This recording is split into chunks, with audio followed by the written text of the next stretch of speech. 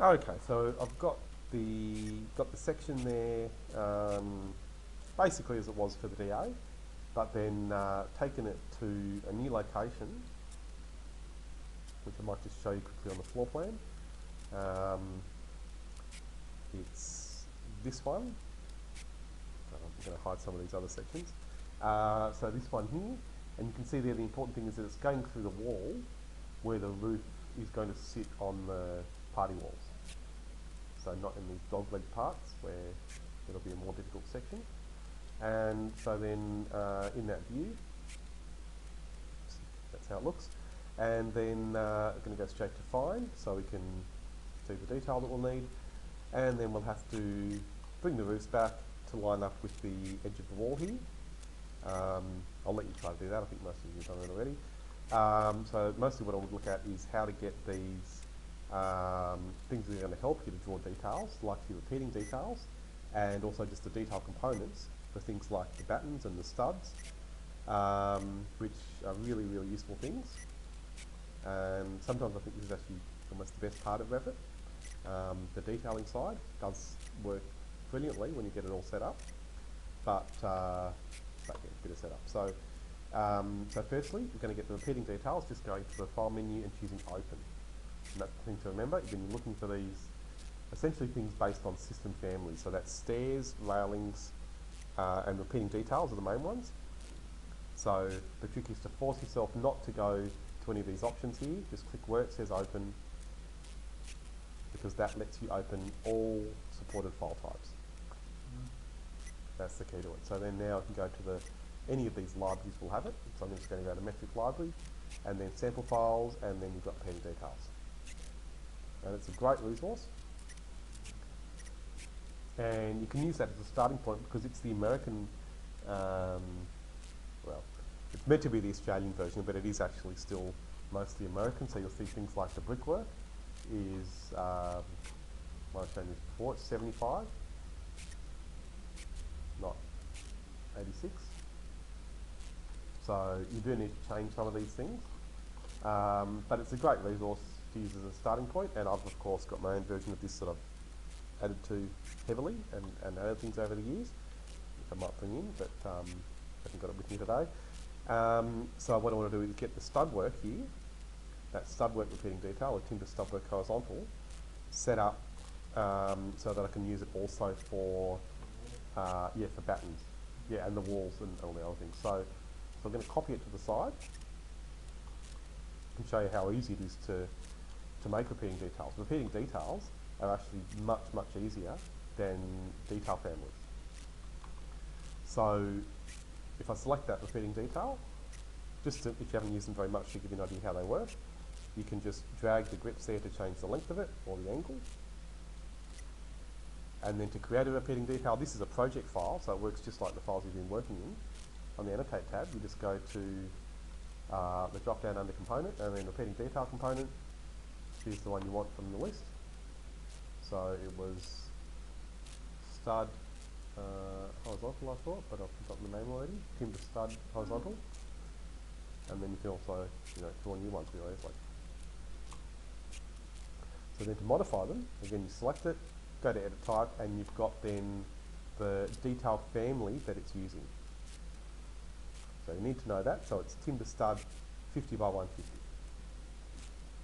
So before I can make one with timber battens, which is basically what I'm trying to do, and just bring up the detail again to show you.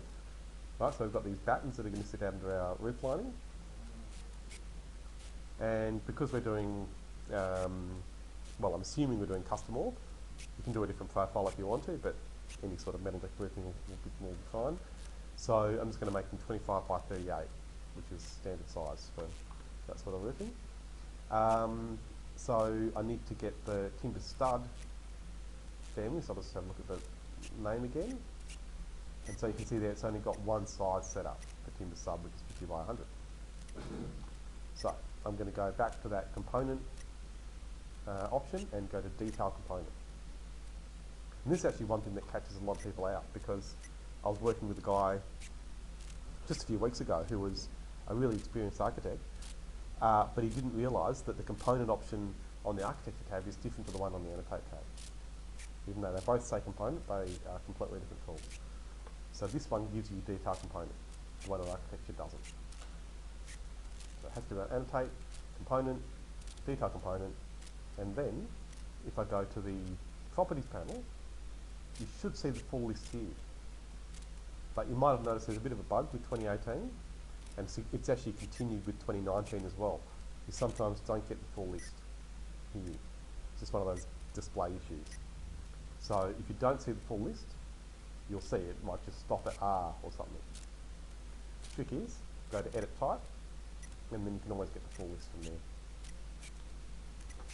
So there's my timber stud family, and I'm going to duplicate it and give it my new size, which is again 25 by 38 mil,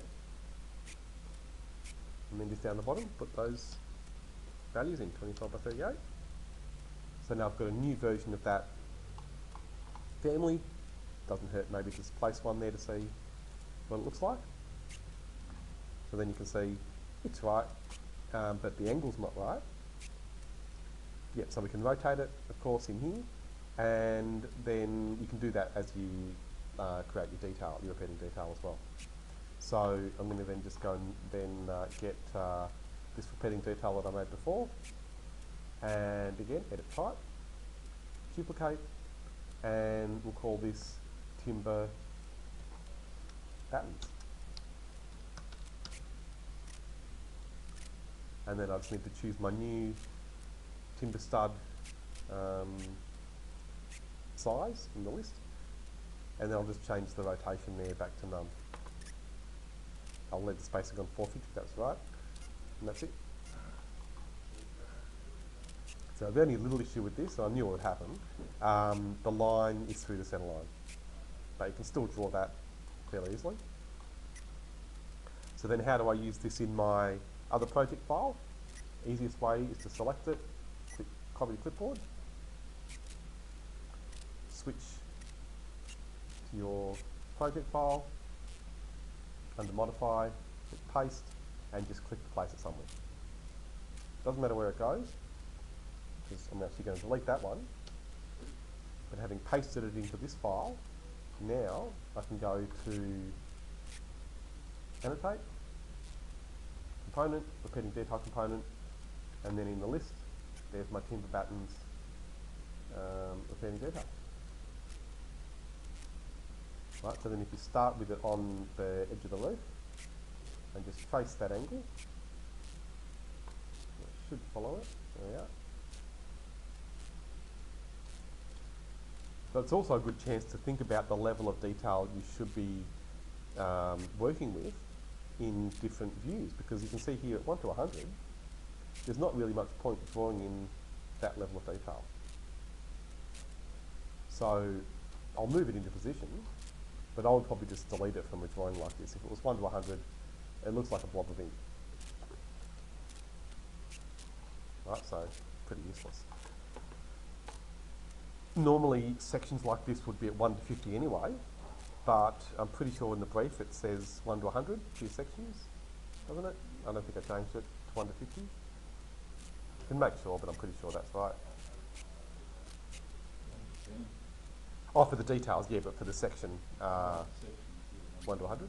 Yeah, perfect, okay. So this one will be 1 to 100, so you don't need the level of detail for the section, but then now I'll go and make a call out. And so that, of course, is the one that's going to be 1 to 10. The annoying thing is, and this is why you want to do the call out first, it doesn't take the detailing across. It's nuts. That's just something they've missed, because why wouldn't you want the detailing? You're creating a detail. You want the detailing. And this is one of the worst things in Revit, I've got to say. You've got to live with it, but it's shocking. The only way is to go and copy and paste that detailing. So you've done a whole lot of line work in here. You've got to then select it, make sure you deselect anything you don't want, copy to clipboard, go to your call out, paste, align to current view, and that brings it across. But it's a pain. You shouldn't have to do that. And it's annoying because when you duplicate a view, of course, you can duplicate with detailing and it carries it across. So why they don't do that with callouts is beyond me. I think it's just a stuff up because they've got these 25-year-old programmers who are a bit thick, or they just don't know about the work we do and they leave out obvious things like that. But that's a major stuff up, I think. So what you'll find in reality, a lot of people do, is they create their details by duplicating existing views rather than using callouts so much. But I'm not going to say you should do that because the callouts are a good thing. So the other option, instead of having to worry about that, just do your callouts early and then just make sure you're detailing in there. And so now when I change it to 1 to 10, then of course we can see all of the lines again and nudge that down and get it in place. But of course mine won't be right until I get the roof set back. Maybe I will just do one quickly.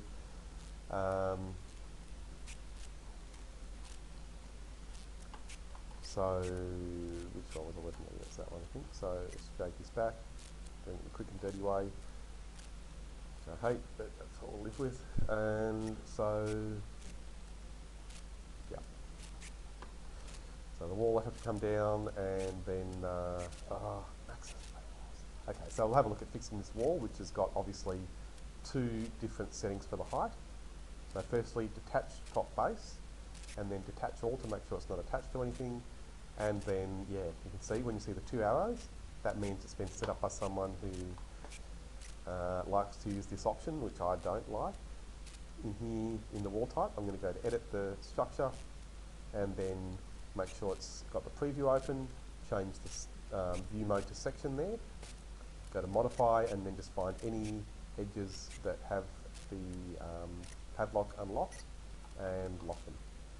Unless you don't like doing extra work for no reason, I would always do this. And you see those walls? They're just a pain. Yeah. So I'll lock all of these again. Otherwise you just go around in circles. So there we are. So the whole wall's now the top, got the top at the same height, and then I can easily drag that down. And we want this to come, well, for the time being, just to the bottom of the ceiling, line up with the bottom of the ceiling joist, but there will be top plates there. So I think you can make an executive decision there and say it's important to have the brickwork kept at that height for the exterior views, and then just draw your top plates over it, and they'll cover it. So now I can show you the other detail families. I'm going to go back to the Annotate tab and then Component and Detail Component. And now, because I've brought those detail, repeating details across, I'm going to have the timber studs. If I can find them, they will be here. Am I blind? Sorry, where am I? Oh yeah, timber stud, there we are, I'm just blind. Okay, thanks, yeah. So that's it, so the 50 by 100. Will fit perfectly. I'm just going to press space to rotate it, and then whack it on top of the wall. Oh, sorry, on yeah, top of where the wall should be. So that's right. Yep, and then this one over here. Let's just see if they've done it the same way. They should have. Oh yeah, okay, they've got timber frame, but that's all right. It's fine on top of brick. Oh, now sorry, this is not my family. So my family of this has a masking region built into it. So I'm just going to make one for you that's got that too, because I think that's a very important thing. I'm going to edit the family, and then yeah, I'll make a masking region, and I'll probably just use medium lines to the outside for a rectangle. I wouldn't mind having the line weights a bit heavier anyway. And then make sure it's at the back so it doesn't cover the cross. And I'll save this so you can get to it. Save this family, and I'll stick it in the on the P drive, Revit library, annotations, and I'll tell you what, I'll just stick it there so you don't have to go searching for it. So it's just in annotations. Oh no, sorry. This is why I was struggling to find it before. There was a version of annotation for it. I should have been showing it looking detail components. Sorry about that, I meant to show you that. So detail components, and that's where you'll find, yeah, all these good folders. So I'm just going to put in carpentry. I think it should be there, even though you'll find these are all, you know, more complex profiles, essentially. But I think it makes sense to have one here, so I'm just going to save it there.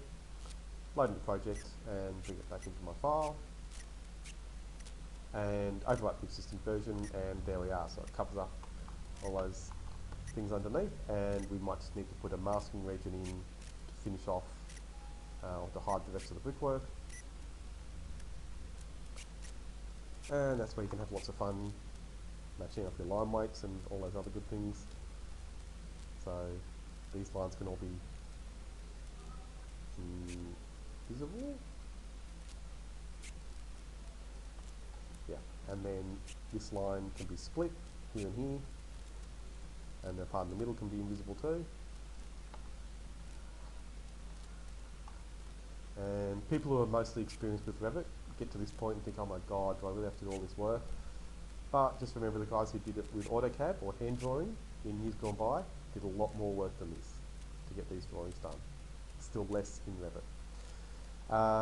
So I'll finish that, and then again just make sure it's at the back, otherwise it's going to cover up other things, which is a bit messy. So I'm going to select that, and then again centre back. Should make it a bit tidier, but these lines still, I'm getting picky here, but it's good to get it right, so I'll just select that, edit boundary, and then just make those two lines have a lighter line weight, so maybe 0.25. Should we do that right? Oh, too still heavy. Okay, so we'll try 0.18. It's annoying it doesn't show you the preview properly until you finish it. Good enough. So that's the basic approach, and then once you've modelled in your extrusion for the box cutter, then the things like the flashing, which is the most important thing that you're really trying to show here. The sarking is kind of important, but the flashing is really the critical thing. You just do with detail lines. Don't go nuts with the line weight. You want it to be heavy, but not, you know, 0.5 is even probably too heavy. So I think 0.35 is probably good. And the important thing with this sort of flashing, it's got to go over the batten, between the batten and the roof lining, and there, it's nice if you've got a gap, so I'll come back and fix this. But down, and then across again, and then back down into your gutter. So you draw your extrusion, and then just do a profile for the gutter in 2D, something like that. Maybe it could be a bit neater.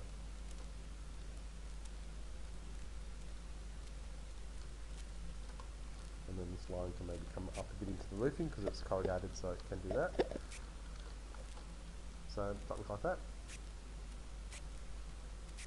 But really the key to detailing, apart from the line work, which you'll actually find doesn't take as long as you might think, it's the notes. Having enough notes so everything that's shown there should have a note, pretty much. Except maybe the nail plates, these rectangles. You know, do insulation? Oh no, not in the wall, but in the roof. You'll need some. But you know about the insulation thing? Yeah, yeah, it's pretty good.